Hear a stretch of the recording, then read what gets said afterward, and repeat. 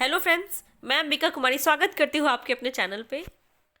भक्ति काल का सगुन शाखा का आज कृष्ण काव्य परंपरा हमारा ख़त्म हो जाएगा और लगभग 100 प्रश्न इसमें हमने कर लिए हैं और आज जो है जितने भी इम्पोर्टेंट आज भी हैं वो हम आज ख़त्म कर देंगे। इसके बाद 1 या 2 वीडियो में हमारा राम काव्य परंपरा भी ख़त्म हो जाएगा।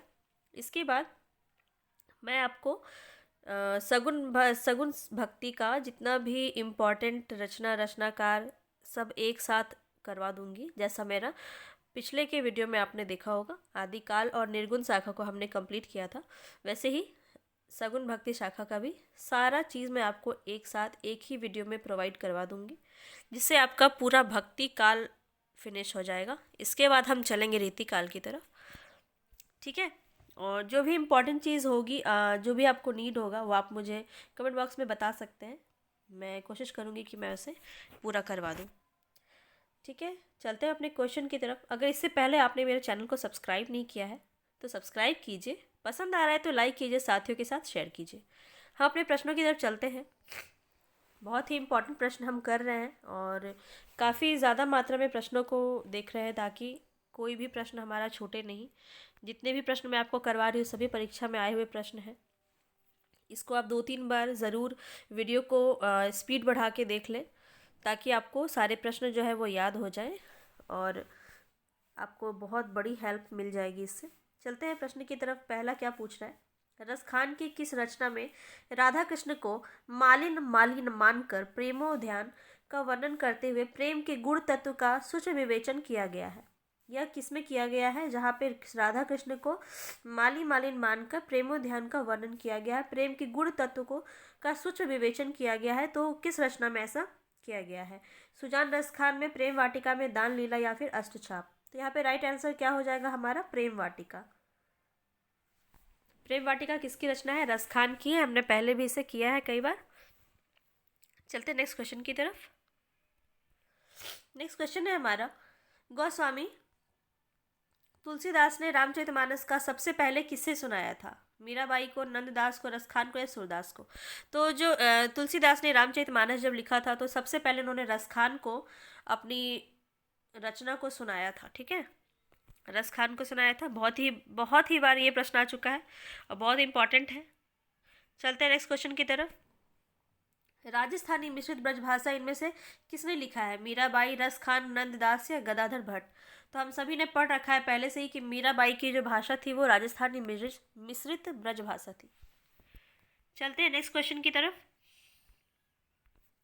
मीराबाई का समय बताना है, 15वीं सदी, 16वीं सदी, 17वीं सदी या इनमें से कोई नहीं। तो यहाँ पे राइट आंसर हो जाएगा हमारा 16वीं सदी। मीराबाई का समय 16वीं सदी माना जाता है। चलते हैं नेक्स्ट क्वेश्चन की तरफ। इनमें से कौन सी रचना नंददास की नहीं है? अनेकार्थ मंजरी, रास पंचाध्यायी, गोवर्धन लीला या प्रेम वाटिका? तो हम देखेंगे कि नहीं से प्रश्न आया है तो मैं आपसे बार बार कहती हूँ कि नहीं पे बहुत ज़्यादा फोकस करना है। इसका मतलब यह होता है कि नंददास की 3 रचनाएं हैं जो इसमें से दी गई है, एक है जो नहीं है। तो अनेकार्थ मंजरी, रस पंचाध्यायी और गोवर्धन लीला, ये तीनों ही रचना नंददास की है। प्रेम वाटिका नहीं है। अभी अभी हमने पढ़ा कि प्रेम वाटिका जो है वो रसखान की रचना मानी जाती है। चलते हैं नेक्स्ट क्वेश्चन की तरफ। उद्धव गोपी संवाद के लिए क्या नाम काव्य में रूढ़ हो गया है? उद्धव गोपी संवाद यह किस परंपरा में माना जाता है? किस परंपरा से लिया गया है गोपी उद्धव और संवाद के बारे में? तो ये भ्रमर परंपरा, भ्रमर गीत परंपरा या रस लोलुप नायक? तो यहाँ पे राइट आंसर हो जाएगा भ्रमर गीत परंपरा। भ्रमर परंपरा नहीं करेंगे, भ्रमर गीत परंपरा हमारा यहाँ पे राइट आंसर हो जाएगा। चलते हैं नेक्स्ट क्वेश्चन की तरफ। नंददास की उस रचना का नाम बताइए जो प्रेमाख्यानक काव्य परंपरा में आती है। प्रेमाख्यानक की बात यानी कई बार ये प्रश्न हम कर चुके हैं और अब तक तो आपको ये प्रश्न रट गया होगा। तो यहाँ पे राइट आंसर हो जाएगा रूप मंजरी, जो नंददास की रचना है। ब्रज भाषा में लिखा गया आखिरी ब्रज भाषा में एकमात्र लिखा गया था प्रेमाख्यानक काव्य परंपरा। ये मैं आपको पूरा कंप्लीट टेबल के रूप में करवा चुकी हूँ, आप प्लेलिस्ट में जाके ज़रूर देखें, जहाँ पे कंप्लीट रचना और रचनाकार मैंने अलग से एक करवा दिया है आप लोगों को। नेक्स्ट क्वेश्चन पे चलते हैं। वृंदावन में मीरा की भेंट किस कृष्ण भक्त से हुई थी? बहुत ही इंपॉर्टेंट क्वेश्चन है ये। क्वेश्चन पीजीटी में आया हुआ क्वेश्चन है। रूप गोस्वामी, जीव गोस्वामी, वल्लभाचार्य या विठलनाथ। तो यहाँ पे राइट आंसर हो जाएगा जीव गोस्वामी। जीव गोस्वामी से मिले थे। हाँ सही है, जीव गोस्वामी से ही मिले थे। रूप गोस्वामी और जीव गोस्वामी में थोड़ा कभी कभी कन्फ्यूजन हो जाता है, लेकिन यहाँ पे जीव गोस्वामी जो है राइट आंसर हो जाएगा। चलते हैं नेक्स्ट क्वेश्चन की तरफ। नेक्स्ट क्वेश्चन है हमारा, चित स्वामी का समय इनमें से क्या है। तो यहाँ पे राइट आंसर हो जाएगा हमारा, क्या हो जाएगा, 1533, 1515, 1530 या 1560। यहाँ पे राइट आंसर हो जाएगा हमारा 1515 से 1585 ईस्वी। ठीक है, चलते हैं नेक्स्ट क्वेश्चन की तरफ। युगल शतक किस संप्रदाय से संबंधित है। इससे पहले मैंने आपको जो प्रश्न करवाया था उसमें कहा गया था कि श्री भट्ट किस संप्रदाय से संबंधित है। तो हमने देखा था इसका आंसर क्या हो जाएगा, निम्बार्क संप्रदाय हो जाएगा इसका राइट आंसर, निम्बार्क संप्रदाय। लेकिन यहाँ पे क्वेश्चन को थोड़ा सा घुमा दिया है। युगल शतक किसकी रचना है, श्री भट्ट की रचना है,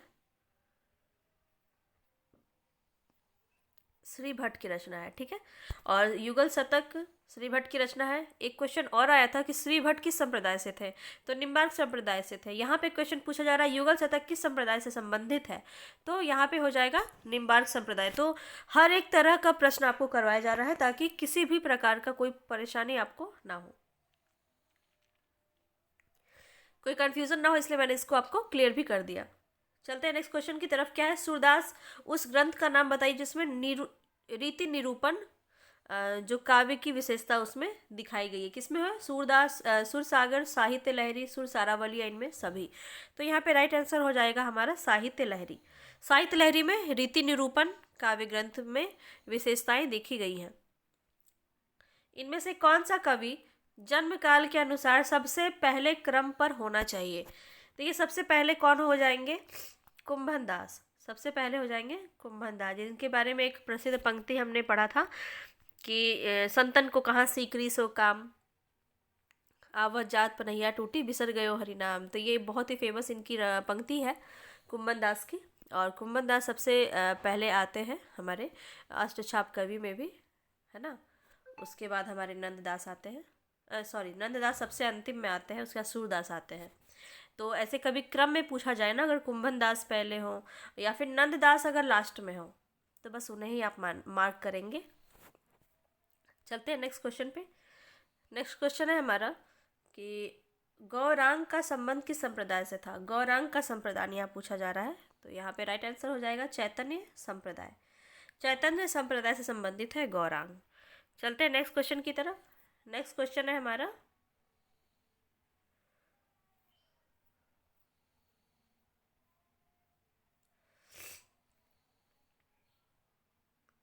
नेक्स्ट क्वेश्चन है हमारा, पुष्टि मार्ग का संबंध किस संप्रदाय से है। हरिदास, वल्लभ, चैतन्य या राधा वल्लभ। तो पुष्टि मार्ग हमने कई बार पढ़ रखा है अब तक, कि आपको समझ में आ गया होगा, अच्छे से याद हो गया होगा। वल्लभ संप्रदाय हमारा पुष्टि मार्ग से संबंधित हो जाएगा, जिसमें वल्लभाचार्य प्रमुख है। अब अगर हम देखें, हमारा नेक्स्ट क्वेश्चन है, आगे होने वाले कवियों के श्रृंगार और वात्सल्य की उक्तियों में सूर्य की जूठी सी जान पड़ती है। मतलब और भी आने वाले जो कवि थे सूरदास के बाद, उनकी जो श्रृंगार और वात्सल्य की उक्तियां हैं वो क्या है, सूर्य के सामने जूठी जान पड़ती है। मतलब कि इतना ही ज़्यादा इन्होंने अच्छी तरीक़े से उन्होंने वर्णन किया है श्रृंगार और वात्सल्य का, कि बाकी सब इनके सामने फीका है। तो ये कथन किसने कहा था, आचार्य रामचंद्र शुक्ल ने। कई बार पूछा जाता है, आचार्य रामचंद्र शुक्ल को आप ज़रूर पढ़ के जाए, इनसे कथन पूछे ही जाते हैं। चलते हैं नेक्स्ट क्वेश्चन की तरफ। सुदामा चरित के रचयिता इनमें से कौन है। देखेंगे यहाँ पे, रसखान हो जाएंगे, सूरदास, नरोत्तम दास या ध्रुवदास। सुदामा चरित देखिए एनसीईआरटी में भी लगा हुआ है हमारा सूरदास चरित। तो ये किसकी रचना है, नरोत्तम दास की रचना है। ठीक है, चलते हैं नेक्स्ट क्वेश्चन की तरफ। नेक्स्ट क्वेश्चन हमारा क्या होगा, इनमें से तैलंग ब्राह्मण कौन थे। तैलंग ब्राह्मण की बात की जा रही, कौन थे, वल्लभाचार्य, निम्बार्काचार्य, चैतन्य महाप्रभु या स्वामी हरिदास। तो यहाँ पे राइट आंसर हो जाएंगे यहाँ पे वल्लभाचार्य। तैलंग ब्राह्मण थे वल्लभाचार्य। काहे को गोपीनाथ कहावत, यह पद किसका है। अब हमें ये बताना है कि इस पद के बारे में किसने कहा है, सूरदास ने, नंददास, परमानंद दास या गोस्वामी स्वामीदास। तो यहाँ पे राइट आंसर क्या हो जाएगा हमारा? सूरदास। ये जो पद है ये सूरदास का पद है। चलते हैं नेक्स्ट क्वेश्चन की तरफ। सूरदास के पिता का नाम बताना है। सुजानभान, सूरजभान, हरिचंद, मोहनलाल या प्रभुदयाल। यहाँ पे राइट आंसर हो जाएगा हमारा हरिचंद। ठीक है, नेक्स्ट क्वेश्चन पे चलते हैं। बहुत ही इंपॉर्टेंट अब जो प्रश्न है आप बिल्कुल भी स्किप ना करें, क्योंकि सुमेलित प्रश्न बहुत ही इंपॉर्टेंट होता है। एक एक प्रश्न में आपको 4 से 5 प्रश्न देखने को मिलते हैं, तो ज़रूर इसे अच्छे से करेंगे। भ्रमर गीत किसकी हो जाएगी? सूरदास की हो जाएगी। भंवर गीत किसकी हो जाएगी? नंददास। और भ्रमर दूत की बात करें तो ये सत्यनारायण कविरत्न, और उधर शतक हमने किया था जगन्नाथ दास रत्नाकर। तो यहाँ पे अगर हम देखें तो किस में हो जाएगा? भ्रमर गीत हमारा था सूरदास, 1 का 2, तो यहाँ पे हो जाएगा बी ऑप्शन। ठीक है, बी ऑप्शन हमारा यहाँ पे सही हो जाएगा। चलते हैं नेक्स्ट क्वेश्चन की तरफ। यहाँ पे देखिए आपको कालक्रम के अनुसार बताना है, तो कौन सा हो जाएगा यहाँ पे? अगर हम इनका जन्म काल देखें तो यहाँ राइट आंसर हो जाएगा हमारा सूरदास, मीरा, नंददास और रसखान। ठीक है, अगर हम इनके जन्मकाल की बात करें तो सूरदास का कब है? 1478 में। मीरा की बात करें तो कब हो जाएगा? 1504। नंददास की बात करें तो यहाँ पे इनका था 1533। हाँ, 1533। और रसखान की बात करें तो ये भी 1533 ही थे, और इनका 1533 से 1618 इनका माना जाता है समय काल। ठीक है, इसका नेक्स्ट क्वेश्चन ही हमारा यही है। चलते हैं नेक्स्ट क्वेश्चन की तरफ। नेक्स्ट क्वेश्चन में देखिए यहाँ पे जन्म काल से ही यहाँ पे क्वेश्चन है। ठीक है, यहाँ पे देख लेते हैं। सूरदास का हमने अभी पढ़ा 1478 से 1583। नंददास का अभी अभी हमने पढ़ा है, क्या हो जाएगा? बी का हमारा क्या हो जाएगा? ये हो जाएगा 1533 से 1583। और मीरा की बात करें तो मीरा हो जाएगा 1504 से 1563। और रसखान का हो जाएगा 1563 से 1618। ठीक है, तो ये किस में हो जाएगा? 1 का 4, हमारा बी ऑप्शन सही हो जाएगा, हमारा ए ऑप्शन सही हो जाएगा। चलते हैं नेक्स्ट क्वेश्चन की तरफ। नेक्स्ट क्वेश्चन है हमारा, बहुत ही इंपॉर्टेंट है, याद करना बहुत इंपॉर्टेंट है, इसलिए सिर्फ देखे नहीं, इसको याद कर ले यहीं पे इसी क्लास में। राधा वल्लभ संप्रदाय, हित हरिवंश हमने पढ़ा था इसको।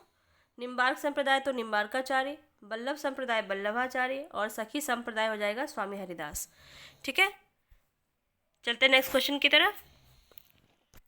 नेक्स्ट क्वेश्चन पे हम ध्यान देंगे, एसर्सन का प्रश्न है ये। वल्लभाचार्य जी का मार्ग शुद्धाद्वैतवादी था, बिल्कुल, जिसमें माया के 2 भेद माने गए हैं, विद्या माया और अविद्या माया। विद्या माया राधा रूप है, जबकि अविद्या माया जीव के मन की उपज है, बिल्कुल सही है। और इसका तर्क देखते हैं। वल्लभाचार्य जी का मत प्रवृत्ति मार्गी है, क्योंकि वे विद्या माया से उत्पन्न संसार को सत्य मानते हैं, जबकि अविद्या माया से उत्पन्न संसार को असत्य मानते हैं, बिल्कुल ही सही है। तो यहाँ पे राइट आंसर हो जाएगा हमारा ए और आर दोनों ही सही है। असर्सन और रीजन दोनों ही सही इसमें बताया गया है। चलते हैं नेक्स्ट क्वेश्चन पे। नेक्स्ट क्वेश्चन है हमारा, यहाँ पे ग्रंथ से है, बहुत ही इंपॉर्टेंट। 84 वैष्णव की वार्ता, ये किसकी हो जाएगी? गोकुलनाथ। भक्तमाल किसकी हो जाएगी? नाभादास। वल्लभ दिग्विजय, ये किसकी हो जाएगी? यदुनाथ। और अनुभास से किसकी हो जाएगी? वल्लभाचार्य। ये सब हमने कर रखा है पहले भी, सबको अच्छे से ध्यान से देखेंगे, बिल्कुल आपको याद हो जाएगा। नेक्स्ट क्वेश्चन है हमारा कि कृष्ण का स्वरूप यहाँ पे बोला जा रहा है कि कृष्ण का स्वरूप जो है कौन सा, कहाँ, किसने माना है? वल्लभ संप्रदाय ने कौन सा कृष्ण के स्वरूप की उपासना की है? निम्बार्क संप्रदाय में कौन से कृष्ण की उपासना की है? इसके बारे में यहाँ पे पूछा जा रहा है, तो देख लेते हैं। वल्लभ संप्रदाय हो जाएगा हमारा, एक मिनट, हाँ, वल्लभ संप्रदाय हो जाएगा हमारा पूर्णानंद परम ब्रह्म के बारे में। ठीक है, इन्होंने पूर्णानंद परम ब्रह्म की उपासना की है वल्लभ संप्रदाय ने। निम्बार्का संप्रदाय देखे तो राधा रानी की युगल मूर्ति की उपासना की इन्होंने। और गौड़ीय संप्रदाय जो है ये ब्रजेंद्र कुमार कृष्ण, ये हमने पहले भी किया था एक स्टार्टिंग में ही। गौड़ीय संप्रदाय ने ब्रजेंद्र कुमार कृष्ण की उपासना की है, और सखी संप्रदाय कौन जाएंगे, निकुंज बिहारी कृष्ण की उपासना की है इन्होंने। ठीक है, तो ए का 2 एक ही ऑप्शन में है हमारा, बी ऑप्शन यहाँ पे सही हो जाएगा। चलते हैं नेक्स्ट क्वेश्चन की तरफ। नेक्स्ट क्वेश्चन है हमारा, ध्यान से सुनेंगे इसे। महाभारत में वर्णित कृष्ण लोकरंजक है, जबकि पुराणों में वर्णित कृष्ण लोकरंजक है। कृष्ण भक्त कवियों ने कृष्ण लीलाओं का पौराणिक कृष्ण के स्वरूप को ध्यान में रखकर किया है। ठीक है, यहाँ पे तो ए सही बोल रहा है। आर हम देखते हैं, महाभारत के कृष्ण ने धर्म स्थापन एवं असुर संहारक उद्गाता योगीराज भगवान कृष्ण को अपने काव्य में स्थान नहीं दिया है। बिल्कुल सही है, यहाँ पे इन्होंने महाभारत के कृष्ण का इन्होंने योगी राज के रूप में काव्य स्थान में नहीं दिया है। बिल्कुल सही बात है।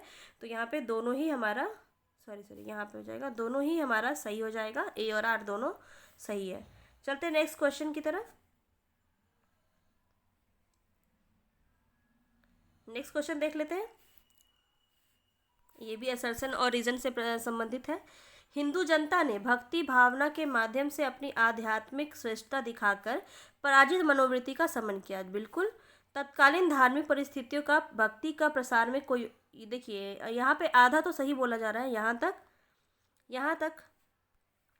यहाँ तक आपका सही बोला जा रहा है। हिंदू जनता बिल्कुल इन्होंने समन किया था पराजित मनोवृत्ति का आध्यात्मिक श्रेष्ठता दिखाकर भक्ति भावना के रूप में, लेकिन यहाँ कहा जा रहा है तत्कालीन धार्मिक परिस्थिति में भक्ति के प्रसार में इनका कोई योगदान नहीं था, तो ये बिल्कुल गलत है। तो ये आंशिक रूप से सही है, ये तो हमारा आंशिक रूप से सही है। और अगर हम रीज़न देखें इसका, तो बोला जा रहा है भक्ति का जो स्रोत दक्षिण भारत से उत्तर भारत की ओर आ रहा था, उसे तत्कालीन परिस्थितियों ने फैलने का अवसर प्रदान किया। पराजित मनोवृत्ति से ईश्वर की भक्ति की ओर उन्मुख होना स्वाभाविक था। बिल्कुल, जब भी हमारा मन निराश हो जाता है तो हम ईश्वर की और भी ज़्यादा आराधना करते हैं। तो यह देखने में ऐसा लगता है कि जब भी हमारे जीवन में निराशा आती है तो हम अपने जीवन में आशा की उम्मीद करते हैं, ईश्वर के ही थ्रू करते हैं। तो ये बिल्कुल ही सही बात इन्होंने कही है। तो यहाँ पे राइट आंसर क्या हो जाएगा, ए ही हमारा राइट आंसर हो जाएगा कि ए आंशिक सही है और आर जो है हमारा पूरा सही है। चलते हैं नेक्स्ट क्वेश्चन की तरफ। अब देखिए, यहाँ पे एक आरोही क्रम में आपको बताना है काल क्रमानुसार। ठीक है, काल क्रमानुसार बताना है। तो क्या राइट आंसर हो जाएगा यहाँ पे, देखिए नंददास सबसे लास्ट में थे, मैंने आपको बताया था। देखिए यहाँ पे एक ही है, बी में सिर्फ नंददास जो है राइट हो जाएगा यहाँ पे, ऑप्शन नंबर बी।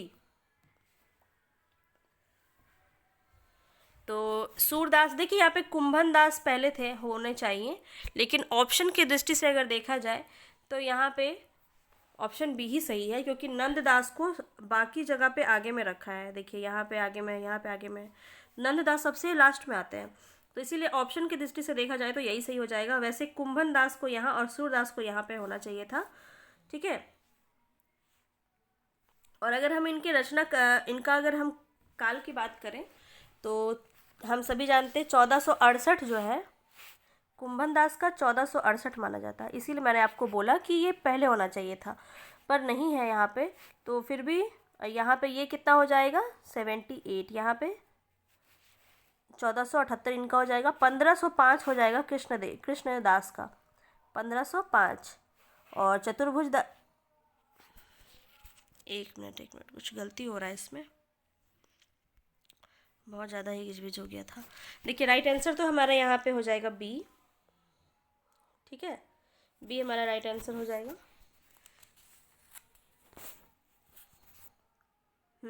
सूरदास का, कुंभन दास का, ठीक है। चलते हैं नेक्स्ट क्वेश्चन की तरफ। दास यहाँ पे लास्ट में ही होगा, पूरी तरह से अगर देखा जाए तो ऑप्शन वो सही नहीं था। काल क्रमानुसार अगर हम यहाँ पे देखें तो देखिए सुरसागर, परमानंद सागर, अनेकार्थ मंजरी और ब्रजलीला, तो यहाँ पे राइट आंसर हमारा ए ही हो जाएगा। ठीक है, ए हमारा यहाँ पे राइट आंसर हो जाएगा। सुरसागर किसकी है, सूरदास की है, परमानंद दास की है, परमानंद सागर, अनेकार्थ मंजरी है हमारा नंददास की रचना है, और ब्रजलीला तो ध्रुवदास की रचना है। तो अगर क्रम के वजह से भी देखा जाए तो यही सही आंसर हो जाएगा। चलते हैं नेक्स्ट क्वेश्चन की तरफ। यहाँ पे देखिए आपको सुमेलित करना है कौन सी पंक्ति किसकी है। तो देख लेते हैं यहाँ पे प्रीति करी दीनी गर छुरी, यह किसकी है? सूरदास की पंक्ति है। जे तो नीचे होए ते तो ऊंचे होए, ये बिहारी की है। सब अंधियारा मिटी गया जब दीपक देखा माही, यह कबीर की है। भाषा से ही पता चल रहा है। पर उपदेश बहुल कुशल बहु तेरे, यह तुलसी की है। तो इस तरह से देखा जाए तो 1 का 4 बी ऑप्शन हमारा सही हो जाएगा।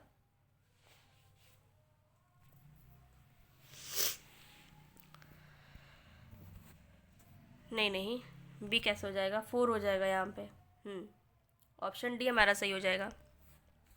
चलते हैं नेक्स्ट क्वेश्चन पे। अब देखिए ये करवा देती हूँ मैं आपको। वैसे ये जो है गद्यांश है, पर ये बहुत ही ज़्यादा इम्पॉर्टेंट है अगर आप इसको ध्यान से सुने। बल्लभ संप्रदाय छोटी सी है। बल्लभ संप्रदाय के प्रवर्तक कौन थे? बल्लभाचार्य थे। उनकी मान्यता शुद्धाद्वैतवाद दर्शन से मेल खाती है, जिसमें माया का कोई स्थान नहीं दिखाया गया है, और पुष्टि मार्गी इनका भक्ति है। भगवान की पुष्टि अनुग्रह पर विशेष बल दिया जाता है। भगवान कृपा को ही पुष्टि कहा जाता है। सच्चा भक्त अपने ईश्वर के आश्रय में छोड़ देता है। गीता में भी किसी और संकेत करते श्री कृष्ण ने अर्जुन से कहा है, सर्वधर्मान परित्यज्य मामेकं शरणं व्रज। वल्लभाचार्य ने माया की स्वतंत्र सत्ता को अस्वीकार करते हुए शंकर द्वारा प्रतिपादित अद्वैत दर्शन को शुद्ध किया, इसलिए उनका मत शुद्धाद्वैतवाद कहा जाता है। तो इसको अगर हम देखते हैं, इस पे आधारित कुछ प्रश्न है। उक्त अवतरण का प्रतिपाद क्या है? बल्लभाचार्य का दर्शन, बल्लभाचार्य की भक्ति, या बल्लभाचार्य का दर्शन एवं भक्ति। तो दोनों ही इसमें दिखाया गया है। तो बल्लभाचार्य संप्रदाय का दर्शन एवं भक्ति यहाँ पे राइट आंसर हो जाएगा। उक्त अवतरण में किस शैली का प्रयोग किया गया है? तो यहाँ पे देखिए विवरण किया जा रहा है। तो यहाँ पे हम देख लेते हैं विवरणात्मक शैली, यहाँ पे राइट आंसर हो जाएगा। नेक्स्ट क्वेश्चन की ओर देखें। ये अच्छे से दिख नहीं रहा है, मैं आपको पढ़ के सुना देती हूँ। ठीक है, मैं आपको पढ़ के सुना देती हूँ। यहाँ पे पुष्टि का अर्थ पूछा जा रहा है। तो क्या था? पुष्ट करना, भगवान की कृपा, भगवान की दया, भगवान की दया और अनुग्रह। तो यहाँ पे राइट आंसर भगवान की कृपा हो जाएगा। भगवान की कृपा को इन्होंने पुष्टि मार्ग कहा था। नेक्स्ट अगर हम देखिए बल्लभाचार्य का दर्शन क्या कहलाता है, तो हमने कर रखा है, क्या हो जाएगा? शुद्धाद्वैतवाद। ठीक है, अब हम देखें यहाँ पे, तो काल क्रमानुसार यहाँ पे कवियों के बारे में पूछ रहा है। तो फिर से यहाँ पे देखिए सही दिया है। कुंभन दास हो जाएंगे, उसके बाद सूरदास, उसके बाद गोविंद स्वामी, उसके बाद चतुर्भुज दास। यहाँ पे आपका राइट है। देखिए तो अगर इसका हम जन्म स्थान देखें, काल देखें, तो कुंभन दास क्या हो जाएगा हमारा? 1468। और सूरदास का हमने कई बार कर रखा है 1478। और अगर हम देखें गोस्वामी का, तो 1505 हो जाएगा। और चतुर्भुज दास का अगर हम देखें तो कितना हो जाएगा? 1530 हो जाएगा। ये इसका सही क्रम है, यहाँ पे ठीक दिया है। नेक्स्ट क्वेश्चन पे चलते हैं। ये वाला बहुत इंपॉर्टेंट है। प्रेम वाटिका हमारा रसखान की है। गीत गोविंद टीका मीराबाई, श्याम सगाई नंददास, और साहित्य लहरी हो गई सूरदास की। ठीक है, तो ए का 3 एक ही ऑप्शन में है, ऑप्शन नंबर सी। ठीक है, ये हमारा आज का लास्ट प्रश्न है, इसको हम देख लेते हैं। इसके बाद फिर गद्यांश है, वो तो आप कर लोगे। तो इसमें हम देख लेते हैं कि इसमें कौन सी पंक्ति किसकी है। ब्रसो ब्रज गोकुल गाँव के ग्वारन, तो ये हो जाएगा रसखान का। गोकुल सबे गोपाल उपासी, यह किसकी हो जाएगी? सूरदास की। बसो मेरे नैनन में नंदलाल, मीराबाई की है। और श्याम श्यामा मिले शरद की जामिनी, यह किसकी हो जाएगी? हित हरिवंश की हो जाएगी। तो इस तरह से देखा जाए 1 का 3 एक ही ऑप्शन में है, 1 का 3 यहाँ पे राइट ऑप्शन हो जाएगा बी। ठीक है, तो कैसे लगा आपको प्रश्न? सभी हमने कृष्ण काव्य परंपरा आज कंप्लीट कर लिया है। कल से हम राम काव्य परंपरा देखेंगे। इसमें भी लगभग 1 से 2 दिन में ये ख़त्म हो जाएगा। ठीक है, तो पसंद आया हो तो लाइक कीजिएगा, साथियों के साथ शेयर कीजिएगा, और चैनल को सब्सक्राइब ज़रूर कर लें ताकि मेरी सारी वीडियो आप तक पहुंच पाए। मिलते हैं नेक्स्ट वीडियो में, तब तक के लिए धन्यवाद।